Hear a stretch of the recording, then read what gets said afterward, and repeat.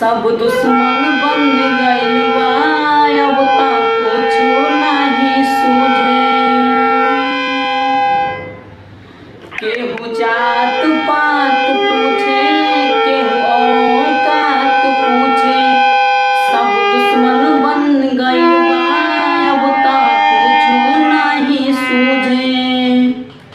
केहू काटल, केहू मारल, केहू जारल जाला हो। केहू काटल, केहू मारल, केहू जारल जाला हो। साचा प्रेम कहानी पूरा न भइल बा हो। प्यार के दुश्मन